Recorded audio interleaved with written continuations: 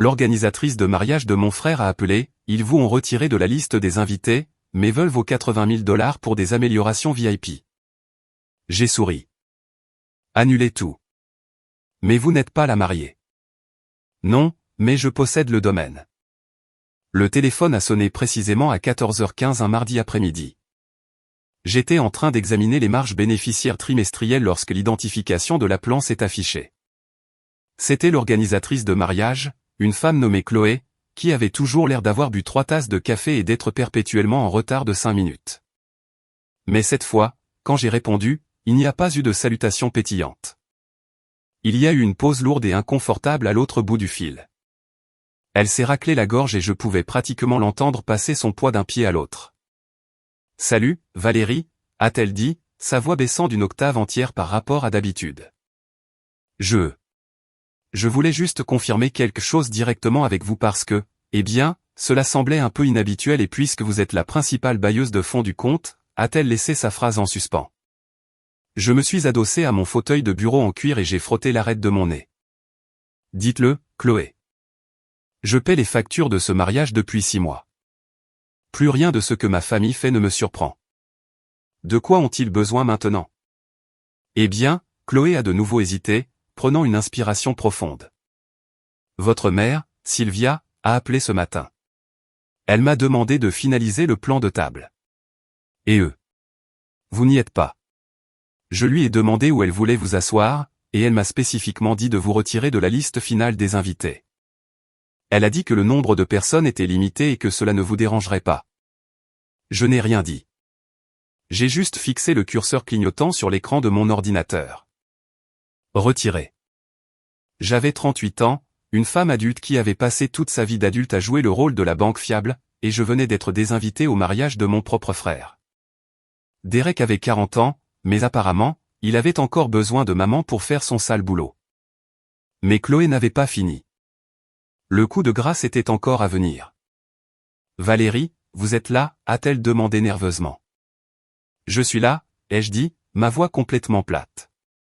Le problème, c'est que, a continué Chloé, l'air complètement misérable. Maintenant, ils m'ont aussi demandé de traiter un surclassement. Bianca, la mariée, veut des orchidées importées et un service de dîner de queue de homard pour la réception. Ils m'ont demandé de garder votre carte de crédit au dossier et d'autoriser le prélèvement. Cela représente un supplément de 80 000 $. Laissez cela mijoter.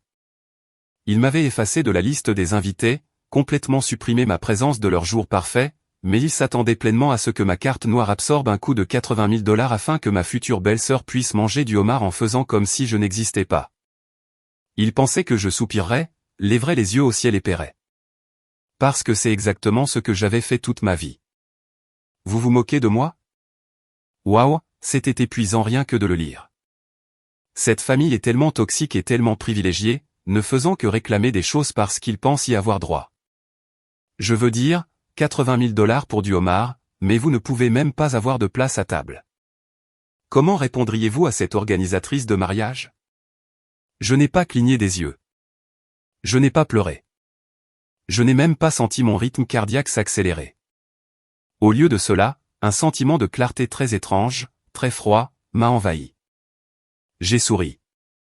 C'était un petit sourire discret, mais il semblait plus réel que tout ce que j'avais ressenti depuis des années. Chloé, ai-je dit, ma voix douce et parfaitement calme. Ne débitez pas cette carte. Oh, Dieu merci. Elle a poussé un soupir de soulagement.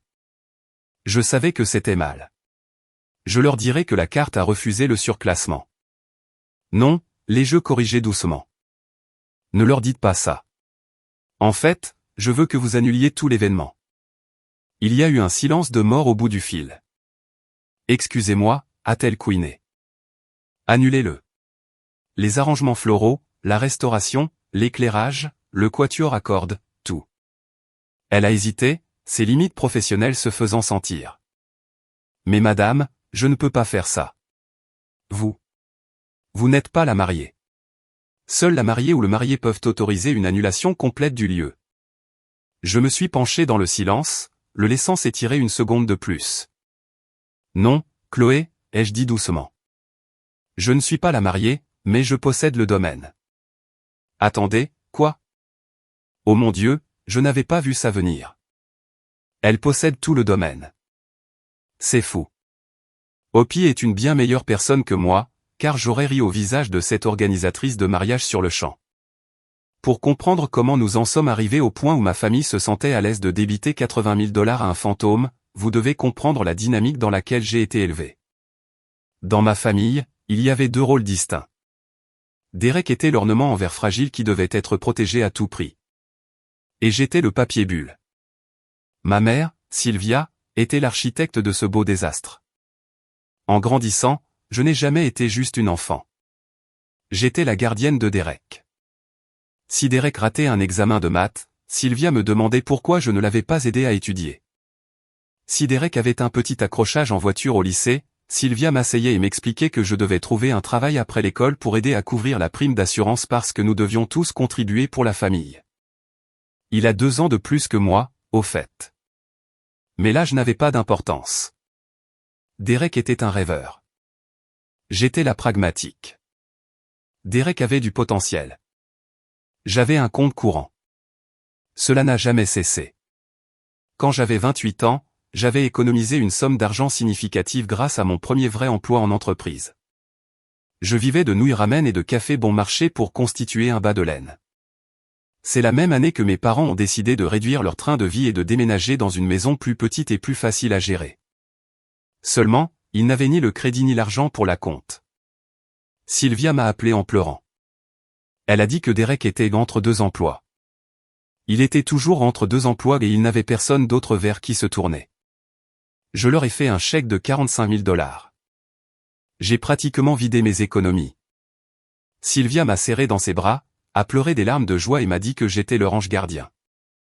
Mais 1 an plus tard, quand je suis rentré pour Thanksgiving, j'ai découvert que Derek avait emménagé dans la chambre d'amis sans loyer parce qu'il avait besoin d'un espace calme pour travailler sur son scénario. Quand j'ai demandé où j'étais censé dormir, Sylvia a pointé du doigt le canapé informe à motifs floraux du salon. Ça ne vous dérange pas, n'est-ce pas, Val? Vous êtes toujours si facile à vivre. Derek a vraiment besoin de se reposer. C'était le schéma. Je payais les factures et il profitait de la maison. J'étais le filet de sécurité sur lequel il piétinait. Je finançais le fantasme, mais je n'étais jamais invité à y vivre. Chaque urgence, chaque facture de service public impayée, chaque fois que Derek voulait se lancer dans une nouvelle entreprise vendant des friandises artisanales pour chiens ou toute autre absurdité de la semaine, on s'attendait à ce que j'écrive le chèque. Et si jamais je résistais, si jamais j'osais dire non, Sylvia dégainait son arme ultime, la culpabilisation, elle me regardait avec ses yeux tristes et déçus et disait, « Valérie, pourquoi faut-il que tu sois si difficile? Ton frère est sensible. L'argent ne fait pas tout. Pourquoi ne peux-tu pas simplement être de soutien? » Ils m'ont convaincu que fixer des limites était égoïste. Ils m'ont entraîné à croire que ma valeur était directement liée à mon utilité financière. Alors, j'ai gardé le silence. Je travaillais 60 heures par semaine. J'ai gravi les échelons de l'entreprise. J'ai investi chaque centime que j'avais en trop. Je suis devenu exactement ce qu'ils voulaient que je sois, silencieuse, fiable et riche. Je suis devenu la poule aux œufs d'or. Mais ce qu'il faut savoir sur les oies, c'est que si vous leur arrachez suffisamment de plumes, elles ont froid. Et puis elles s'envolent. Pendant qu'ils étaient occupés à me traiter comme un distributeur automatique sans fin, j'étais occupé à bâtir une forteresse.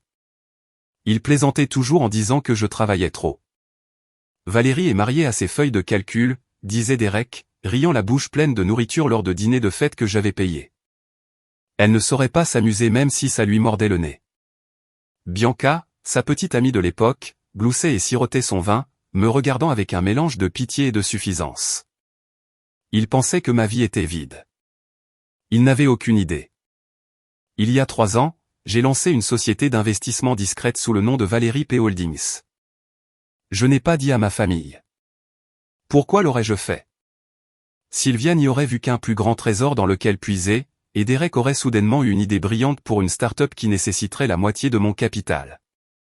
Alors, je les gardais complètement séparés. Je vivais dans un appartement modeste, conduisais une berline raisonnable et portais les mêmes costumes basiques aux réunions de famille. J'étais agressive dans mes investissements, et j'étais intelligente. Il y a 2 ans, une énorme opportunité immobilière s'est présentée à moi. Un magnifique domaine historique en bordure de ville faisait faillite. Il possédait de vastes jardins botaniques, une belle salle de bal et un hôtel-boutique attenant. C'était un lieu de mariage populaire, mais les précédents propriétaires avaient très mal géré les finances. Je n'ai pas seulement acheté une part. J'ai acheté une participation majoritaire. J'ai acheté le lieu. 6 mois plus tard, j'ai acheté la société de traiteurs de luxe qui le desservait. J'étais la propriétaire invisible. Mon nom ne figurait pas sur les brochures. Mon visage n'était pas sur le site web. J'ai embauché une brillante équipe de gestion pour gérer les opérations quotidiennes pendant que je restais en coulisses à examiner les données financières et à regarder les profits affluer. C'était mon sanctuaire secret, mon royaume. Quand Derek a fait sa demande en mariage à Bianca, elle a immédiatement jeté son dévolu sur le lieu le plus exclusif de l'État. Elle voulait un conte de fées. Elle voulait les jardins botaniques. Elle voulait mon domaine.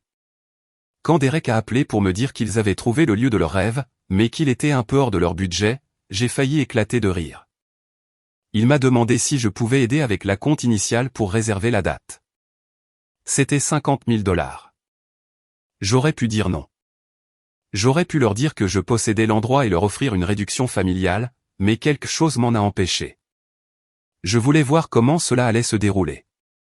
Je voulais voir comment ils me traiteraient quand ils penseraient que je jetais aveuglément de l'argent sur leur bonheur. Je voulais tâter le terrain, alors j'ai transféré les 50 000 $. J'ai payé la compte à ma propre entreprise. J'ai essentiellement déplacé de l'argent de ma poche gauche à ma poche droite tout en les laissant croire que j'avais fait un énorme sacrifice pour eux. J'ai joué le rôle de la sœur généreuse et silencieuse sans faille.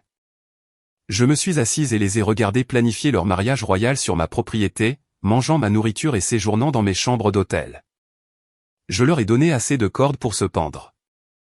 Et mon Dieu, ils l'ont prise. L'extorsion a commencé bien avant même que le lieu du mariage ne soit réservé. Cela a commencé avec une bague. Derek m'a invité à prendre un café un mardi matin. Cela aurait dû être mon premier signe d'alerte. Derek n'entrait en contact que lorsqu'il avait besoin de quelque chose. Il s'est assis en face de moi, l'air nerveux, tapotant la table avec ses doigts. Il m'a fait un long discours tortueux sur combien il aimait Bianca, comment elle était la bonne, comment elle l'avait finalement fait vouloir s'installer et être un homme. Puis est venue la proposition. Val, a-t-il dit, me regardant avec ses grands yeux sincères qui faisaient toujours effet sur notre mère. Je veux lui offrir le monde. Mais tu sais comment les choses se sont passées. Le marché est difficile. Mon travail de graphiste freelance a été lent. J'ai pris une gorgée de mon café noir. Combien, Derek ? Il a grimacé, prétendant être offensé par ma franchise. Ce n'est pas une question d'argent, c'est une question de geste. Elle a trouvé cette bague. C'est une bague en platine sur mesure, taille parfaite. C'est 12 500 $. Je l'ai regardé fixement. 12 500 $ pour un gars qui ne pouvait actuellement pas se permettre de réparer l'alternateur de sa Honda Civic. Derek, ai-je dit lentement, tu n'as pas 12 000 $. Achète-lui quelque chose que tu peux te permettre. Si elle t'aime, elle ne se souciera pas de la taille du caillou. Tu ne comprends pas, a-t-il rétorqué, le visage rougi. Elle est habituée à un certain standing. Ses amis ont toutes d'énormes bagues. Je ne peux pas avoir l'air d'un minable. S'il te plaît, Val, je te rembourserai. Je te le promets.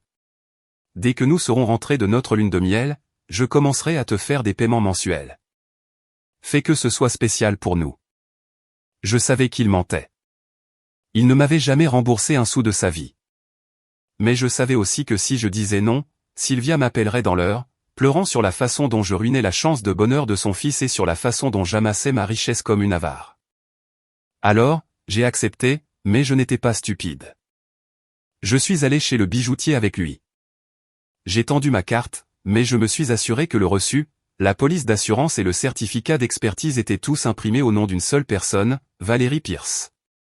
Quand Derek a donné cette bague à Bianca, elle a pleuré.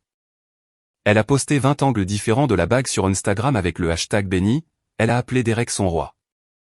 Pas une seule fois, ni par SMS, ni par appel téléphonique, ni dans un commentaire en passant, elle ou Derek ne m'a remercié. C'était comme si le diamant de 12 500 $ s'était matérialisé de nulle part, grâce au succès imaginaire de Derek. J'ai laissé tomber. C'était juste un autre dépôt à la banque du ressentiment familial. Une fois la compte de 50 000 $ pour le lieu payé, la planification du mariage est passée à la vitesse supérieure. Et soudain, je suis devenu un fantôme. J'ai bêtement supposé que, puisque je finançais toute l'opération, je pourrais être incluse dans certaines des parties amusantes. Je ne voulais pas prendre de décision. Je voulais juste être là. Je voulais boire du champagne pendant que Bianca essayait des robes. Je voulais goûter le gâteau. Je voulais me sentir faire partie d'une famille célébrant un événement marquant. Au lieu de cela, j'ai tout vu via les réseaux sociaux. J'ai vu des photos de Sylvia, Bianca et de la mère de Bianca trinquer avec des mimosas à la boutique de mariage. J'ai vu Derek et Bianca rire en se donnant mutuellement des parts de gâteau de velours rouge à la pâtisserie. Je les ai vus visiter les jardins botaniques, mes jardins botaniques, montrant l'endroit où l'arche serait placée. J'ai appelé Sylvia un après-midi après avoir vu une publication particulièrement festive concernant leur dégustation de menu. « Salut, maman », ai-je dit, essayant de garder un ton léger. « J'ai vu que vous êtes allée à la dégustation aujourd'hui. La nourriture avait l'air excellente. J'aurais aimé que vous me préveniez. J'aurais adoré venir. » Il y a eu un soupir dédaigneux à l'autre bout du fil. « Oh, Valérie, ne sois pas susceptible. C'était juste un petit groupe. Tu es toujours si occupée par le travail de toute façon. Nous ne voulions pas te déranger en milieu de semaine. J'aurais pu prendre un après-midi de congé, ai-je dit tranquillement. Eh bien, c'est fait maintenant, a rétorqué Sylvia, agacée que je réagisse. De plus, Bianca voulait vraiment que ce soit une expérience de rapprochement intime avec juste les mères. Laisse les jeunes avoir leur journée, Val. Ne ramène pas tout à toi. Ne ramène pas tout à moi. J'avais dépensé plus de 60 000 $ pour ce mariage à ce stade, et on me disait que j'étais égoïste de vouloir goûter les brochettes de poulet. J'ai arrêté de demander. J'ai joué mon rôle. J'étais la partenaire silencieuse, l'investisseur invisible. Chaque fois qu'une facture inattendue apparaissait, Derek m'envoyait un emoji triste et un lien vers un portail de paiement. J'ai payé les invitations personnalisées en typographie. J'ai payé la voiture de fuite vintage. J'ai payé l'équipe de coiffure et de maquillage de la fête nuptiale. J'ai continué à signer les chèques, regardant le total grimper de plus en plus haut. Alors qu'il continuait à me traiter comme une étrangère, il me demandait occasionnellement des instructions. Le point de rupture ne s'est pas produit lors d'une dispute massive. Il ne s'est pas produit à cause d'un chèque sans provision ou d'une dispute hurlante. Il s'est produit un dimanche matin au hasard dans un brunch branché du centre-ville. J'étais sorti seul prendre un café et lire un livre. Le café était bondé, bruyant et animé. J'attendais dans la file à l'arrière, caché derrière un grand ficus lirata en pot lorsque j'ai entendu un rire strident familier. J'ai jeté un coup d'œil à travers les feuilles. Assis dans une banquette à quelques mètres seulement se trouvaient Sylvia, Derek et Bianca. Ils étaient entourés de sacs de course et de verres de mimosa vides. Ils ne m'avaient pas vu. J'aurais dû m'approcher et dire bonjour, mais quelque chose a cloué mes pieds au sol. Je suis resté immobile, à écouter. Bianca faisait défiler son téléphone, l'air agacé. Je dois encore finaliser le plan de table pour la réception, s'est-elle plainte, plantant sa fourchette dans un morceau de toast à l'avocat. Nous dépassons largement la limite de personnes du lieu. Je veux vraiment inviter mon professeur de yoga, mais je n'ai plus de place à table. Derek s'est penché et lui a frotté l'épaule. Ne stresse pas, chérie. Nous allons trouver une solution. Nous pouvons toujours couper une partie de ma famille élargie. Tante Martha n'a pas besoin d'être là. Et Valérie, a demandé Bianca, son ton entièrement décontracté, comme si elle demandait la météo. Elle ne vient pas vraiment, n'est-ce pas? J'ai eu le souffle coupé. Je suis resté figé derrière la plante. Derek s'est agité inconfortablement. Je veux dire, je ne sais pas. Je n'ai pas vraiment parlé avec elle du jour même. Elle n'est pas demoiselle d'honneur ou quoi que ce soit. Elle s'assiera probablement juste à l'arrière et vérifiera ses emails de toute façon. Tu sais comment elle est.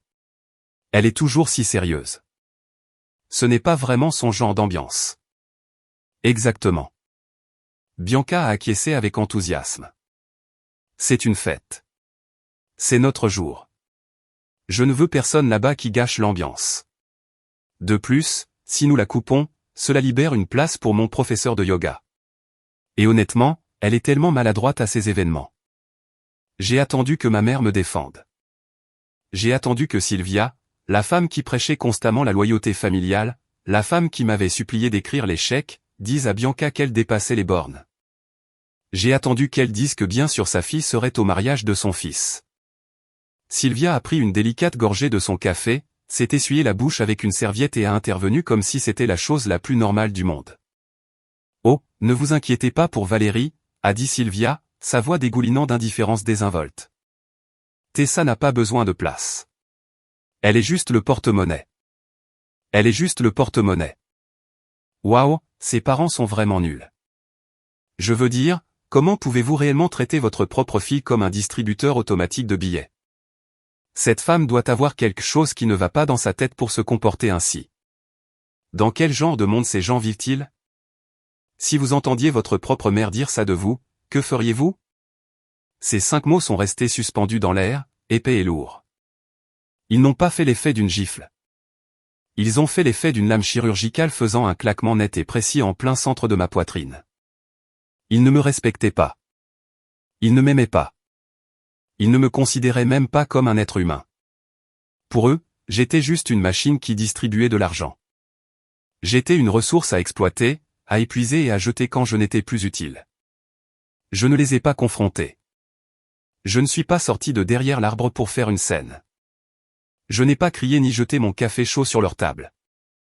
Au lieu de cela, je me suis retourné et suis sorti du café. Je suis sorti sous le soleil éclatant du dimanche, me sentant plus légère que je ne l'avais été depuis des décennies. La culpabilité, l'obligation, le besoin désespéré d'acheter l'affection de ma famille, tout cela s'est évaporé. Ils m'avaient montré exactement qui ils étaient, et plus important encore, ils m'avaient montré exactement ce que j'étais pour eux. Et maintenant, 2 semaines plus tard, alors que j'étais au téléphone avec l'organisatrice de mariage, l'écoutant expliquer qu'il voulait utiliser ma carte de crédit pour un surclassement de 80 000 $ tout en retirant officiellement mon nom de la liste des invités. J'ai réalisé qu'il n'avait pas seulement franchi une limite. Il l'avait dépassée en sprintant, l'avait incendié et dansé sur les cendres. Il pensait qu'il m'utilisait. Il pensait avoir déjoué la sœur tranquille et ennuyeuse. Mais il n'avait absolument aucune idée que j'avais construit toute la table à laquelle ils allaient dîner et qu'il était temps de renverser la table. Je suis désolé, vous sur le domaine? Chloé, l'organisatrice de mariage, a balbutié, sa voix se brisant au téléphone. Je pouvais entendre le froissement de papier de son côté, la panique s'installant. Valérie, je ne comprends pas. Le contrat est au nom d'une société holding. Valérie P. Holdings. Oui, ai-je répondu calmement, fixant la ligne d'horizon de la ville depuis la fenêtre de mon bureau. Et que signifie le P, Chloé? Il y a eu une inspiration brusque. Oh mon Dieu, Pierce, vous. Vous êtes la propriétaire. Vous êtes ma patronne. Techniquement, je suis l'actionnaire majoritaire du groupe de gestion qui vous emploie. Mais oui, on peut dire patronne. J'ai gardé ma voix incroyablement stable, dépourvue de toute colère ou malice. J'étais entièrement en contrôle. Maintenant, Chloé, examinons la situation. Ma famille vous a demandé de me retirer de la liste des invités, n'est-ce pas? Oui, a-t-elle murmuré, l'air absolument terrifié. Votre mère a été très claire. Elle a dit que c'était une décision exécutive. Et ils vous ont également demandé de débiter 80 000 $ sur ma carte de crédit personnelle, celle que vous avez au dossier, pour couvrir les orchidées importées de Bianca et le service de dîner de queue de homard. Oui, a admis Chloé, la voix tremblante. Elle m'a dit de ne pas vous envoyer la facture mise à jour. Elle a dit que vous préfériez ne pas être dérangé par les petits détails. 80 000 $ est un assez grand petit détail, ai-je fait remarquer sèchement. Dites-moi, Chloé, selon votre expérience professionnelle, est-il d'usage de demander à quelqu'un de financer un surclassement de luxe pour un événement auquel il lui est explicitement interdit d'assister? Non, madame, a-t-elle dit rapidement. C'est très contraire à l'éthique. Je me sentais mal à ce sujet. C'est pourquoi je vous ai appelé directement. Je jure que je n'allais pas traiter le paiement sans votre consentement verbal. J'apprécie votre diligence, Chloé. Vous avez fait ce qu'il fallait en m'appelant. Je me suis penché en avant, posant mes coudes sur le bureau. Le calcul était simple. Le contrat était à toute épreuve. Je l'avais conçu ainsi. En tant que principale bailleuse de fonds et propriétaire du lieu, j'exerce mon droit de résilier le contrat. Je veux que l'événement soit annulé immédiatement. Chloé est restée silencieuse un long moment. Quand elle a parlé, sa voix était pleine de terreur professionnelle. Valérie, le mariage est dans 3 jours. Si nous annulons maintenant, la logistique, les fournisseurs, les invités qui arrivent en avion. Je suis au courant du calendrier, ai-je dit. Annuler les jardins botaniques. Annuler la salle de bal. Et puisque ma société holding possède également l'hôtel-boutique attenant à la propriété, je veux que toutes les chambres réservées sous le nom du mariage Pierce soient également annulées. Rembourser les invités qui ont payé leur propre chambre, mais tout ce qui a été réservé sous le compte principal doit être annulé. Et le traiteur, a-t-elle demandé faiblement, annulez-le. Laissez le personnel prendre le week-end de congé payé. Faites don de la nourriture périssable au refuge local du centre-ville. Assurez-vous d'obtenir un reçu fiscal. Ils vont être furieux, a prévenu Chloé, une réelle inquiétude dans la voix. Votre famille, ils vont perdre la tête. Ce n'est plus mon problème, ai-je dit calmement. Je ne fais que respecter leurs souhaits. Ils voulaient que je sois retiré de l'événement. Alors, je me retire complètement et entièrement.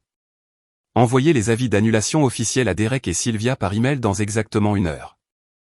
J'ai raccroché le téléphone, l'ai posé doucement sur mon bureau et j'ai pris une profonde inspiration. Pour la première fois en 38 ans, l'air me semblait pur.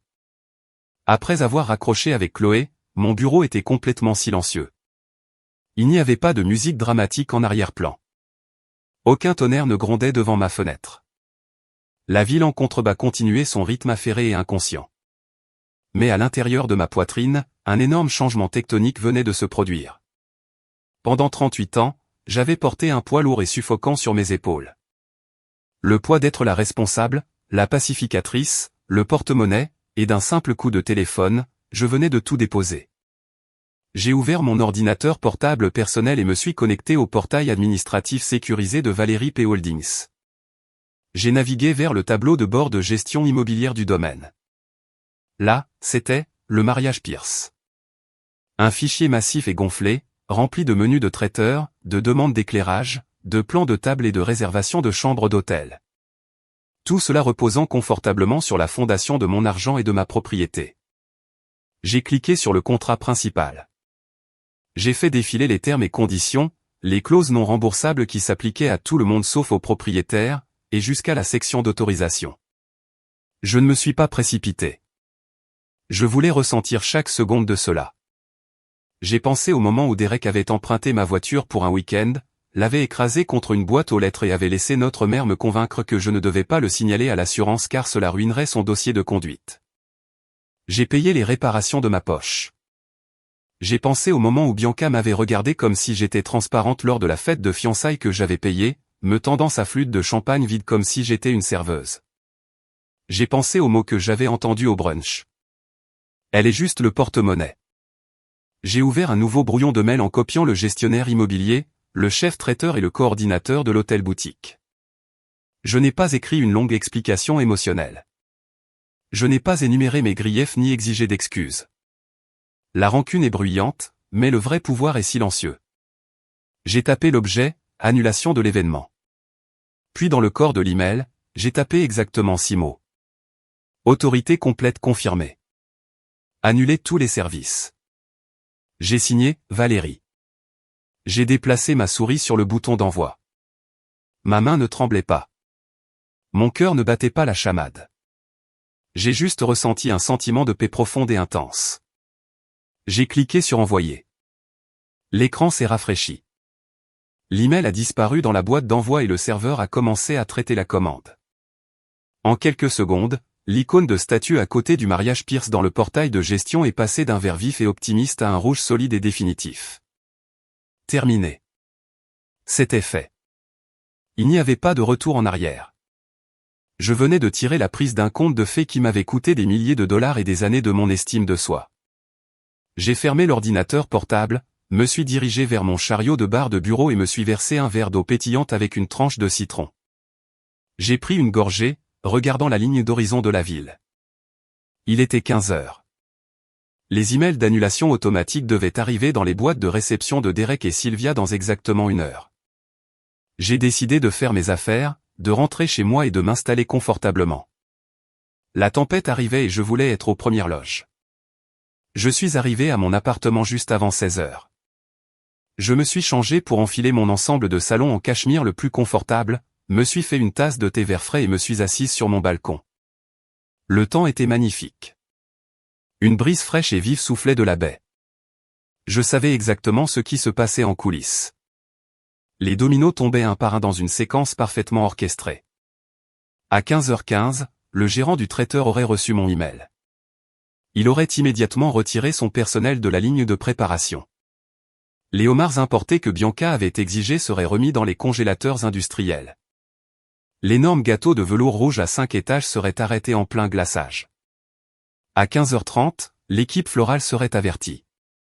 Les centaines d'orchidées blanches rares qui devaient être tissées en une arche à couper le souffle seraient remballées dans leur camion de livraison réfrigéré.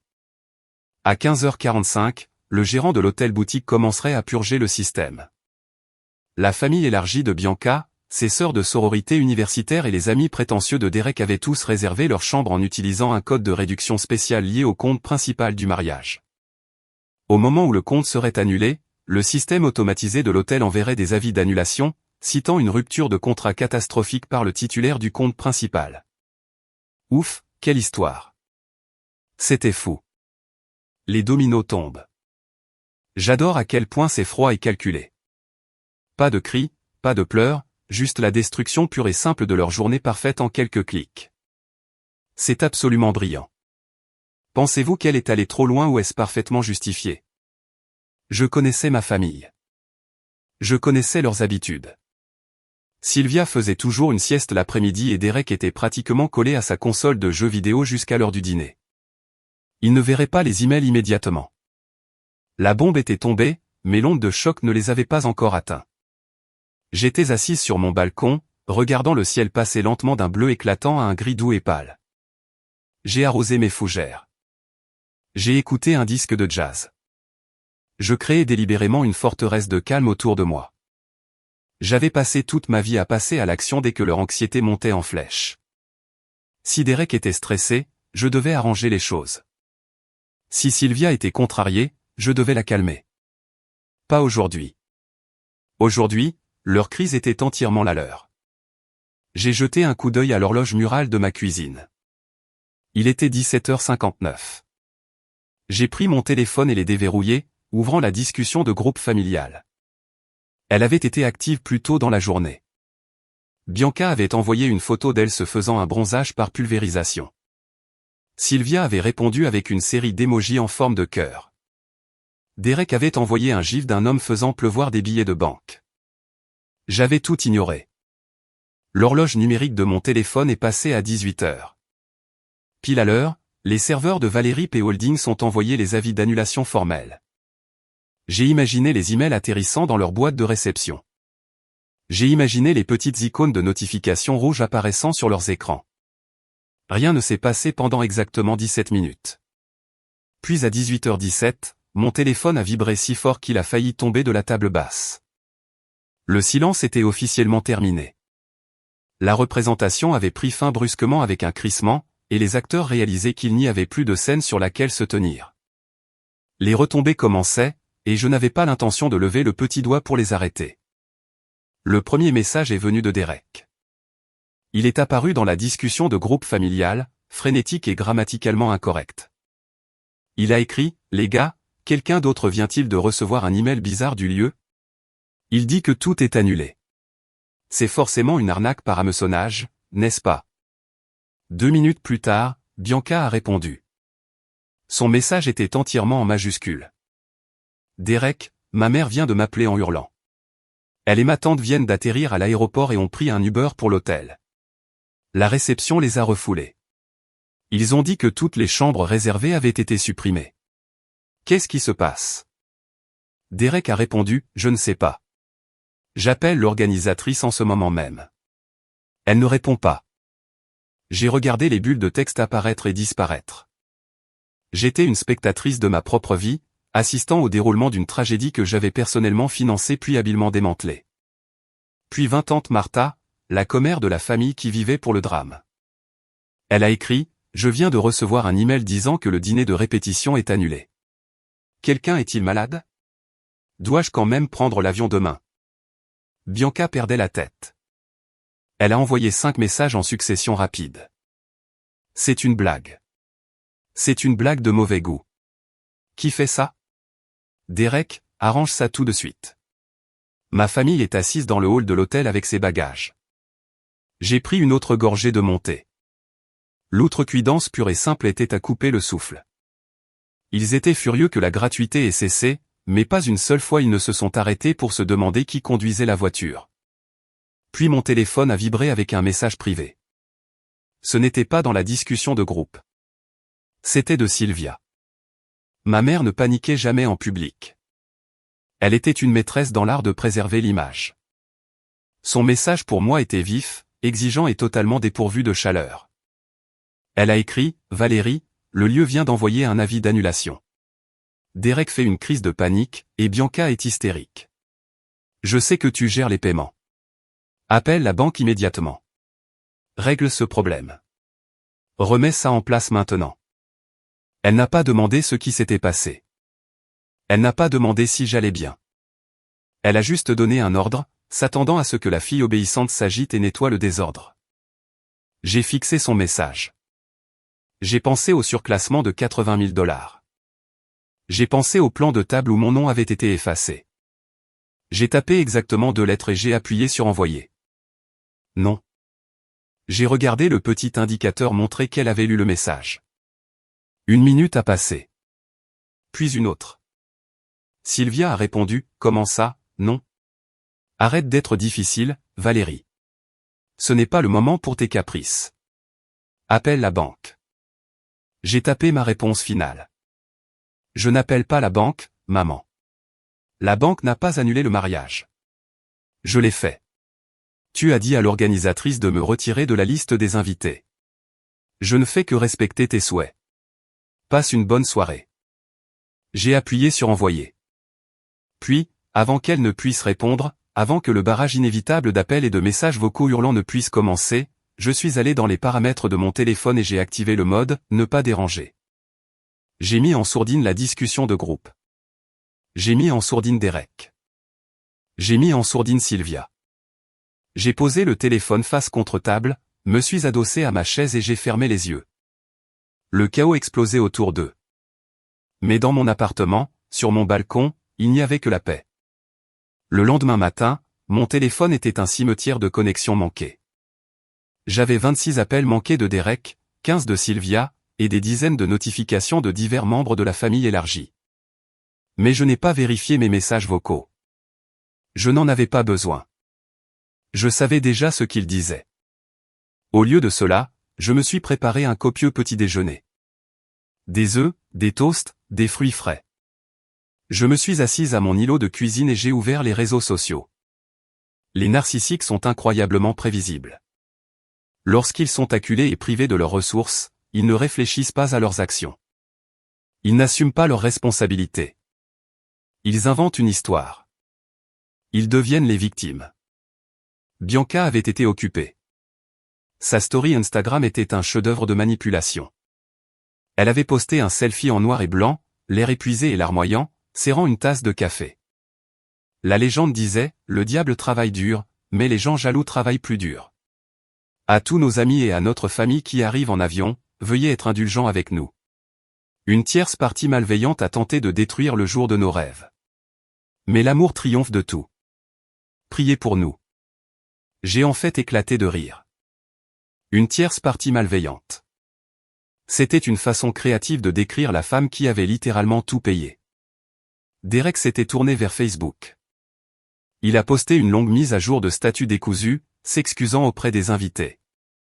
Il a blâmé une erreur administrative catastrophique au lieu et un litige avec un fournisseur peu éthique. Il a promis qu'ils exploraient des options légales et qu'une nouvelle cérémonie, plus intime, serait bientôt organisée. Il mentait. Ils mentaient à leurs amis, à la famille de Bianca, et probablement à eux-mêmes. Admettre la vérité signifiait admettre qu'ils avaient été entièrement dépendants de la sœur qu'ils traitaient comme des ordures. Admettre la vérité signifiait le dire à voix haute. Nous avons essayé d'utiliser la femme qui a tout payé et elle nous a finalement coupé les vivres. Mon téléphone a vibré sur le comptoir. C'était un appel téléphonique, mais il contournait mes paramètres, ne pas déranger, car j'avais exactement une personne marquée comme contact d'urgence. Nana Clara, ma grand-mère. J'ai décroché le téléphone. Salut, Nana, ai-je dit doucement. Valérie, ma chérie. Sa voix était rauque, affaiblie par l'âge, mais perçante comme une attaque. Tu vas bien? Je vais bien, Nana. Vraiment. Il y a eu une longue pause à l'autre bout. Ta mère m'a appelé à minuit, pleurant à chaudes larmes, disant que tu étais devenue folle et avais ruiné la vie de ton frère par pure méchanceté. J'ai fermé les yeux, appuyant mon front contre le comptoir de marbre frais. C'est ce qu'elle t'a dit? Oh, elle m'a dit beaucoup de choses. Nana Clara a ri, un son sec et entendu. Elle a tissé une toile si épaisse qu'une araignée s'y perdrait. Mais je connais ma fille et je te connais. Je sais que tu les portes à bout de bras tous les deux depuis que tu es assez grande pour travailler. Ma gorge s'est serrée. C'était la première fois que quelqu'un dans la famille le reconnaissait. Tu leur as donné trop de chance, Valérie, a dit Nana Clara doucement. Tu leur as donné de l'argent. Tu leur as donné ton temps. Tu leur as donné ta tranquillité d'esprit. Mais ça. C'est la première fois que tu te donnes une chance. Une seule larme a glissé sur ma joue, mais ce n'était pas une larme de tristesse.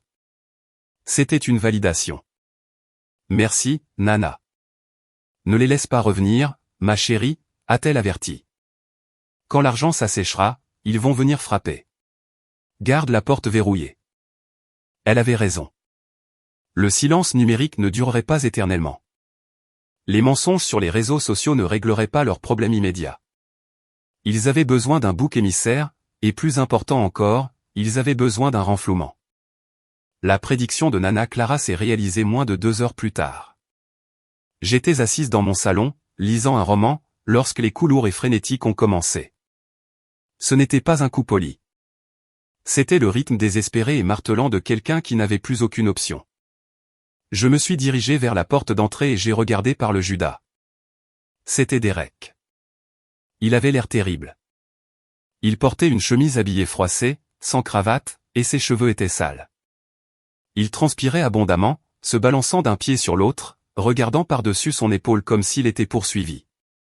D'une certaine manière, il était poursuivi par les conséquences de ses propres actions. Je n'ai pas ouvert la porte tout de suite. Je l'ai laissé là. Je l'ai laissé ressentir l'inconfort d'être enfermé dehors. Pendant des années, il m'avait piétiné, s'immisçant dans ma vie chaque fois qu'il avait besoin d'une faveur, s'attendant à une porte ouverte et à un chéquier ouvert. Pas aujourd'hui. Après une minute entière à le regarder transpirer, j'ai lentement déverrouillé le pêne dormant et j'ai tiré la porte pour l'ouvrir. Je ne me suis pas écarté pour le laisser entrer. Je me tenais fermement dans le cadre, bloquant l'entrée. Val, a-t-il haleté, s'élançant pratiquement en avant. Dieu merci. Pourquoi ne réponds-tu pas à ton téléphone? Tu dois me laisser entrer. Nous devons arranger ça. Bonjour, Derek, ai-je dit, ma voix complètement dépourvue d'émotion. Tu as l'air fatigué. Fatigué? Val, je deviens fou. Il a levé les mains en l'air. La famille de Bianca menace de me poursuivre pour leurs frais de voyage. Les fournisseurs ne me rappellent même pas. Mon mariage est complètement détruit. Qu'est-ce que tu as fait? Je n'ai rien fait, ai-je répondu calmement, croisant les bras sur ma poitrine. J'ai simplement arrêté de tout faire. Tu as annulé le lieu. Tu as tout annulé, a-t-il crié, la voix brisée. Comment as-tu fait ça? L'organisatrice a dit que le propriétaire avait tiré la prise. As-tu appelé la banque? As-tu bloqué le paiement sur la carte?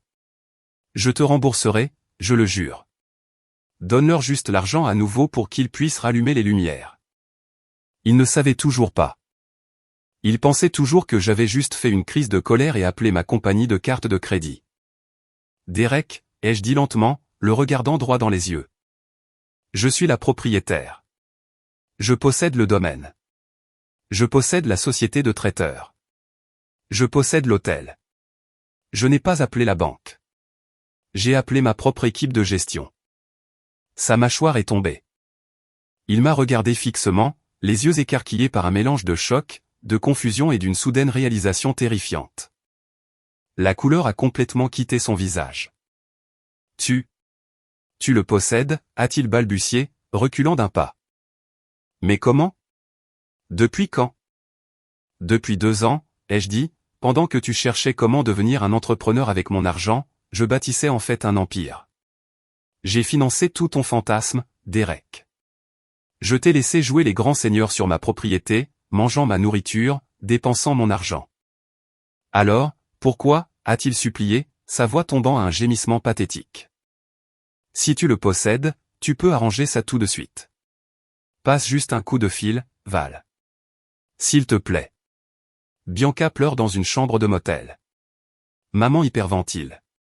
Écoute, je suis désolé si tes sentiments ont été blessés, mais rien de tout cela n'était censé aller aussi loin. Il essayait de minimiser cela. Mes sentiments ont été blessés comme si j'étais un enfant à qui on avait pris un jouet. Tu ne savais pas qu'il m'avait retiré de la liste des invités, ai-je demandé tranquillement. Non, a-t-il menti instantanément. Je jure que je n'en avais aucune idée avant que l'organisatrice ne m'appelle hier. Tu sais comment maman est. Elle se mêle de tout. Elle dépasse les bornes. Je ne t'aurais jamais exclu, Val. Tu es ma sœur. C'était un mensonge bâclé, un mensonge désespéré et pathétique, et c'était exactement ce que j'avais besoin d'entendre pour rompre le dernier lien. Tu ne savais pas, ai-je répété, laissant échapper un rire sec et creux. Le marié ne savait pas qui figurait sur son propre plan de table finale. Le marié ne savait pas que sa mère demandait à l'organisatrice de débiter 80 000 $ sur ma carte de crédit pour un dîner de homard que je n'étais pas autorisé à manger. Derek a regardé ses chaussures. Il avait exactement l'air d'un enfant pris en flagrant délit de tricherie à un examen de maths, espérant que le professeur laisserait passer. Tu sais comment maman est, a-t-il de nouveau marmonné, retombant sur la plus vieille excuse du répertoire de notre famille. Je sais comment maman est, ai-je dit, ma voix durcissant comme de l'acier. Et tu as utilisé cette excuse pendant 30 ans pour éviter de prendre la moindre once de responsabilité pour ta vie. Maman a peut-être passé l'appel, Derek, mais tu es resté là et tu as laissé faire. Il a fait un pas en avant, son désespoir se transformant en colère. Et alors? Tu vas juste ruiner ma vie? Tu vas m'humilier devant toute la famille de Bianca parce que tu n'as pas reçu d'invitation à une fête? C'est ça? Es-tu vraiment si mesquine? C'est une vengeance? Il essayait de renverser la situation. Il essayait de me faire passer pour la méchante. J'ai ressenti une poussée d'adrénaline, mais je l'ai réprimée. Je ne lui donnerai pas la satisfaction de me voir perdre mon sang-froid. Tu veux parler d'humiliation, ai-je demandé, ma voix dangereusement basse. J'étais assise dans un café il y a 2 semaines et j'ai entendu ta fiancée rire en parlant de me rayer du mariage. J'ai entendu ma propre mère m'appeler un porte-monnaie sur pattes et tu es resté là, te goinfrant de nourriture que j'avais payée et tu n'as absolument rien dit. Tu les as laissés m'effacer, Derek. Tu les as laissés me traiter comme un déchet tant que les chèques passaient. Val, j'essayais juste de maintenir la paix, a-t-il plaidé, tendant la main pour toucher mon bras. J'ai repoussé sa main d'un revers. Non, tu essayais de maintenir le fantasme. Tu voulais la bague à 12 000 $. Tu voulais le lieu de luxe. Tu voulais l'image parfaite. Et tu t'en fichais si cela me réduisait en poussière pour l'obtenir. Il a pris une respiration rauque, me regardant comme s'il regardait une étrangère. Parce qu'il l'était. Il regardait une femme qui n'avait plus besoin de lui. Et maintenant, a-t-il demandé, la voix tremblante. Tu as prouvé ton point. Tu as tout détruit. Es-tu heureuse maintenant? C'est une vengeance? J'ai regardé mon frère. J'ai regardé l'homme que j'avais porté, protégé et financé pendant toute ma vie d'adulte. Je ne ressentais absolument rien pour lui. Ni colère, ni pitié, juste un vaste espace vide là où mon obligation se trouvait autrefois. Je te l'ai dit, ai-je dit, secouant lentement la tête. Ce n'est pas une vengeance. La vengeance est émotionnelle. La vengeance signifie que je me soucie encore de ce que tu penses de moi. J'ai fait un pas en arrière, attrapant la poignée de la porte. C'est des maths, ai-je dit clairement. Tu as soustrait mon humanité. Alors, j'ai soustrait mon argent et maintenant je me soustrais moi-même. Oh mon Dieu, c'est génial. C'est le plus grand mic drop de l'histoire. Il pensait vraiment qu'il pouvait juste prendre son argent pour toujours et jouer la victime quand elle l'a coupé les ponts. Ce mec ne doit pas être très content en ce moment. Je ne lui ai pas claqué la porte au nez. Je n'en avais pas besoin. Je l'ai juste refermé doucement, fermement. J'ai entendu la serrure se verrouiller. Je suis resté dans le couloir un instant, à écouter. J'ai entendu le laisser pousser un gémissement de frustration. Et puis lentement, le son de ses pas s'est retiré dans le couloir. Il était parti. Et pour la première fois de ma vie, je n'allais pas le suivre. Le week-end du mariage annulé est passé. Le ciel n'est pas tombé. Le monde a continué de tourner. D'après ce que j'ai appris par le bouche-à-oreille des mises à jour frénétiques de tante Martha sur les réseaux sociaux, Derek et Bianca ont fini par avoir un dîner misérable et tendu avec ses parents furieux dans un restaurant de chaîne près de l'aéroport. Pas d'orchidées, pas de homards, pas de contes de fées. Le lundi matin, je me suis réveillé avec un profond sentiment de légèreté. J'ai fait mon café, me suis assise à mon bureau et j'ai regardé le calendrier. Il ne restait qu'un seul fil lâche à couper. J'ai ouvert mon coffre-fort et j'ai sorti le dossier épais contenant les documents d'expertise et le reçu de la bague de fiançailles personnalisée. 12 500 $. Derek avait juré qu'il me rembourserait après la lune de miel. Il n'a jamais effectué un seul paiement légalement, financièrement et moralement. Ce diamant m'appartenait. J'ai décroché le téléphone et j'ai appelé le bijoutier haut de gamme du centre-ville. Bonjour, ai-je dit quand le gérant a répondu. Mon nom est Valérie Pierce. J'ai acheté une bague de fiançailles en platine sur mesure dans votre magasin il y a quelques mois. J'ai le reçu et les numéros de certification. Oui, mademoiselle Pierce, je me souviens de vous, a dit le gérant poliment. Comment pouvons-nous vous aider? Je dois connaître le protocole pour réclamer un bijou, ai-je déclaré platement. La bague est actuellement en possession de quelqu'un d'autre, mais le contrat d'achat et l'assurance sont uniquement à mon nom. Le gérant a marqué une pause. Eh bien, légalement, si votre nom est le seul sur le reçu et le financement, c'est votre propriété. Avez-vous la possession physique de la bague en ce moment? Pas encore, ai-je dit, mais je l'aurai d'ici la fin de la journée. J'ai raccroché le téléphone et j'ai rédigé un email très court, très formel, à Derek et Bianca. Je ne me suis pas lancé dans une dispute.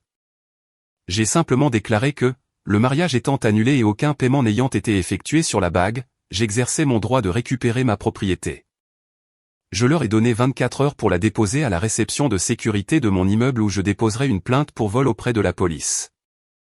J'ai appuyé sur envoyer et j'ai attendu.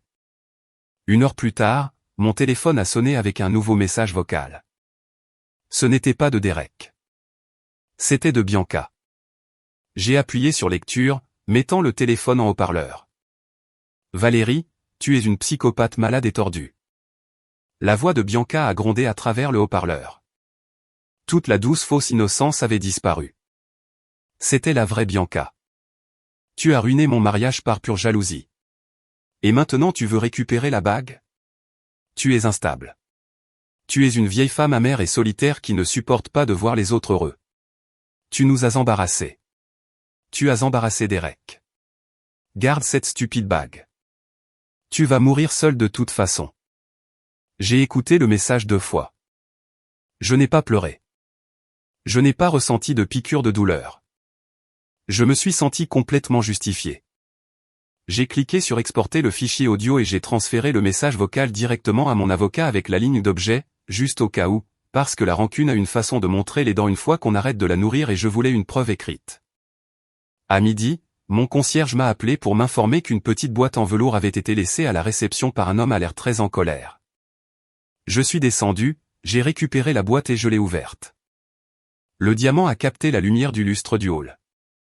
C'était magnifique, mais c'était entaché par leur cupidité. J'ai pris un taxi directement jusqu'au bijoutier. Je suis entré, j'ai posé la boîte sur le comptoir en verre et j'ai regardé le gérant. Je l'ai, ai-je dit. A-t-elle été modifiée? Il l'a prise, l'a examinée sous une loupe et a secoué la tête. Non. Toujours intacte. Voulez-vous nous la revendre? Non, ai-je répondu, sentant un petit sourire se dessiner sur mon visage. Je veux la faire remonter. Enlevez la pierre principale. Mettez-la sur un anneau en or plus petit et plus simple. Quelque chose que je peux porter tous les jours pour un cadeau, a-t-il demandé. Oui, ai-je dit. Pour moi, parce qu'à partir de maintenant, je ne porte que ce que je possède. Ce qui n'a pas été pris pour mon silence. Le bijoutier m'a regardé, un éclair de compréhension dans ses yeux. Il a souri. Tant mieux pour vous. Nous l'aurons prête pour vendredi. Quand je suis sorti du magasin, le soleil brillait. J'avais repris le dernier morceau de leur fantaisie. J'étais entière. Un mois plus tard, la salle de bal de mon domaine brillait enfin. Mais ce n'était pas pour un mariage. C'était pour un gala. Après avoir annulé l'événement de Derek, j'ai réalisé que j'avais un lieu entièrement doté en personnel, des milliers de dollars en crédit de traiteur haut de gamme, et un espace immense et magnifique qui était vide. J'aurais pu simplement absorber la perte. Mais je voulais faire quelque chose de mieux. Je voulais réécrire le récit de cette pièce. J'ai organisé un événement appelé le Gala de la Reconquête. Je n'ai pas invité de mondaines ou d'influenceurs. J'ai envoyé des invitations aux directrices de refuges locaux pour femmes, aux travailleuses sociales, aux enseignantes sous-payées et aux dirigeantes d'organisations à but non lucratif. J'ai invité des femmes qui avaient passé leur vie à porter le poids du monde sur leurs épaules. Des femmes qui donnaient trop et étaient trop peu remerciées. Des femmes comme moi qui avaient un jour cru qu'être nécessaire était exactement la même chose qu'être aimé. J'ai appelé Chloé, l'organisatrice, qui était plus qu'heureuse de travailler directement pour moi. Les pivoines, lui ai-je dit. Faites-les roses pâles, faites-les voyantes, et dites au personnel de traiteur de préparer le même menu de luxe qu'il préparait pour le mariage, mais en encore mieux. La nuit du gala, le domaine était à couper le souffle. Une douce lumière ambrée se répandait dans les jardins botaniques. Un quatuor à cordes jouait de la musique contemporaine dans un coin de la salle de bal. Il n'y avait pas de sourire rigide et répété. Il n'y avait pas d'yeux vitreux attendant l'approbation d'une matriarche. Il n'y avait que des rires réels et sincères. Je me tenais près du grand escalier, observant la pièce. Des centaines de femmes vêtues de robes qu'elles avaient achetées elles-mêmes, mangeant du homard et buvant du champagne coûteux, célébrant leur propre valeur. Je ne me cachais plus derrière un chéquier. Je me tenais au centre de ma propre vie, vue et complètement entière. Quelqu'un a entrechoqué un verre. Un silence s'est fait dans la pièce. Il voulait que je parle. Je n'avais jamais aimé les microphones, mais cette nuit-là, je n'en avais pas besoin. Ma voix était stable. J'ai levé mon verre. Aux femmes qui sont restées silencieuses trop longtemps, ai-je dit, ma voix portant à travers la salle de bal. Aux sœurs qui ont payé la facture et ont été laissées hors de la liste des invités. Aux filles qui ont maintenu la famille unie pendant qu'elle les déchirait. J'ai regardé les visages qui me regardaient en retour. J'ai vu de la compréhension dans chaque paire d'yeux. Ce soir, nous arrêtons de demander à être invités à leur table, ai-je déclaré. Ce soir, nous construisons la pièce nous-mêmes. Les applaudissements ont commencé doucement, puis ont enflé en une ovation retentissante. Et pour la première fois depuis des années, mes mains ne tremblaient pas. Du coin de l'œil, j'ai vu un mouvement près des immenses portes d'entrée en verre du hall. J'ai légèrement tourné la tête. Debout de l'autre côté de la vitre, regardant de l'extérieur dans le froid, se trouvaient Derek et Sylvia. Ils n'étaient pas en smoking ni en robe de soirée. Ils portaient des vêtements décontractés, l'air hagard et petit. Ils devaient avoir vu l'événement promu sur la page publique du domaine et être venus voir si c'était réel. Ils n'ont pas essayé de forcer l'entrée. Ils ne pouvaient pas. 2 grands gardes de sécurité se tenaient fermement aux portes, ayant reçu des instructions strictes. J'ai regardé un membre du personnel s'interposer doucement, mais fermement, devant Sylvia alors qu'elle essayait de se frayer un chemin en discutant. Je n'entendais pas les mots, mais j'ai vu le garde secouer la tête et pointer vers le parking. C'est un événement privé, madame. Je me tenais là, tenant ma coupe de champagne, et j'ai souri car pour une fois dans ma vie, j'étais protégé. Non pas par un nom de famille, non pas par le poids lourd et suffocant de la culpabilité, mais par des limites. Des limites que j'avais construites moi-même brique par lourde brique. Je les ai vus se retourner et s'éloigner dans l'obscurité. Il n'y a pas eu de cri. Il n'y a pas eu de confrontation dramatique. C'était juste la fin tranquille et pathétique d'une histoire qui avait traîné beaucoup trop longtemps. Plus tard cette nuit-là, quand les invités étaient partis et que les lumières étaient tamisées, je me tenais seul dans la salle de bal. J'ai regardé ma main droite. Posée sur mon doigt, il y avait le diamant fraîchement remonté. Petit, subtil, incassable. J'ai pris une profonde inspiration, laissant le silence de mon empire m'envahir. J'avais perdu une famille, mais je m'étais enfin trouvé moi-même.